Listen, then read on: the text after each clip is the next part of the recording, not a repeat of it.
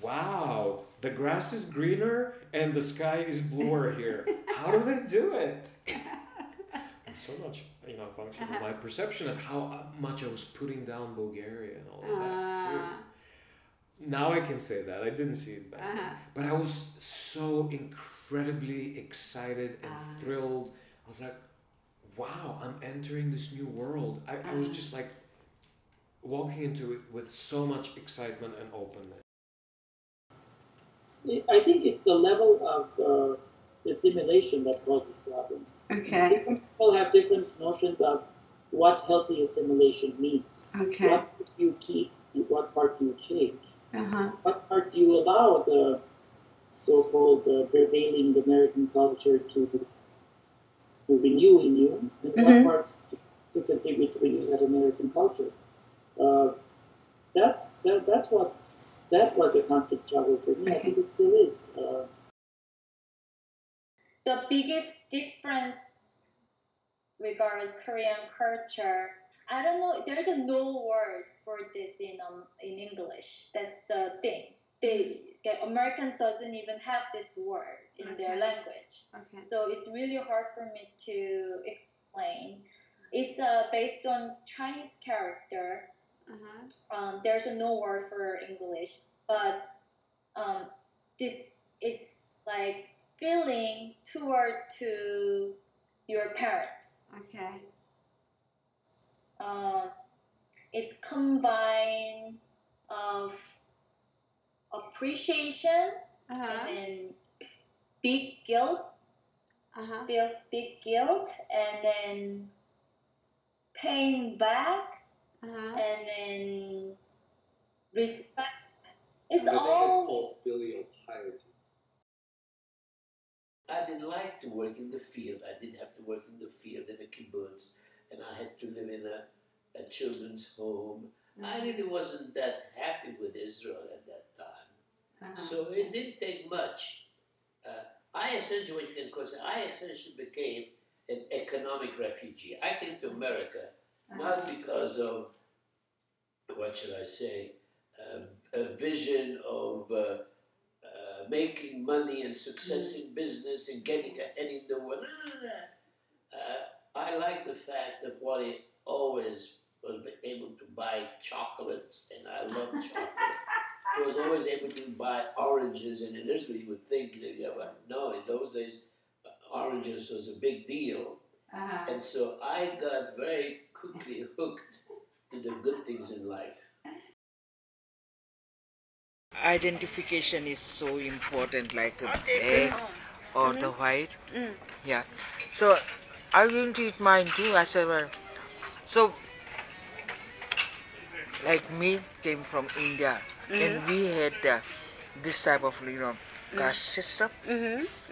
We already know the difference, that they discriminate you against your religion. Here, discriminate you against your color. So I think that we very well adjusted to both.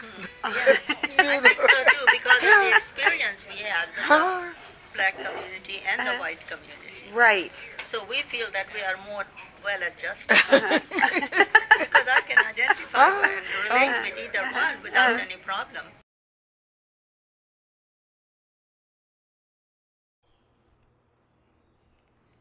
Complex allegiances, constellations of immigration, citizenship, and belonging.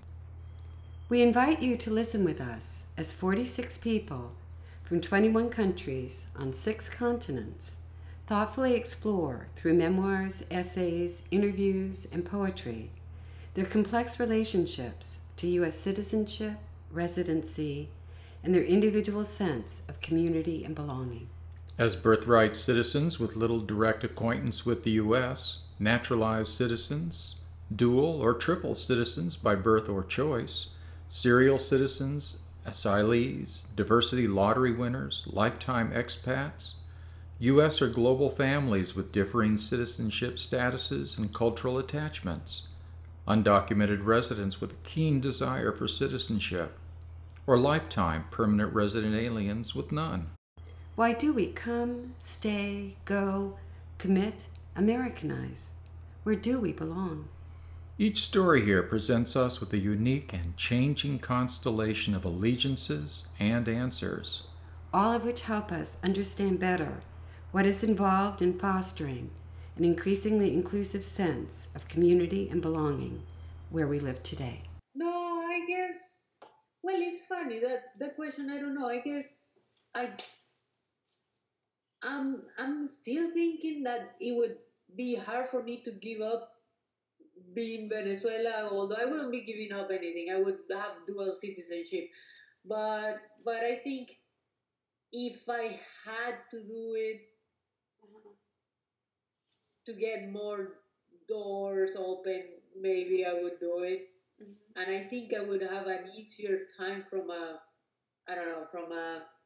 personal point of view, accepting Canadian citizenship if I compare it to accepting American citizenship. It's just the normal people never have a voice. And it's part of I've talked to many other immigrants about this, is no one can figure out how can immigrants help get that conversation along, because no one would listen. No, we would never have a voice anywhere. The people on the radio, no one has an accent. No one came from somewhere else. So how do you take the viewpoint of recent immigrants or immigrants in general in the mass media if more than 40 years now. Right.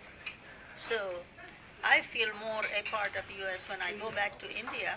I feel I identify with everybody, and people are fascinated when I talk in Hindi. They say, she knows Hindi. And there are some young children in my family, very, very young.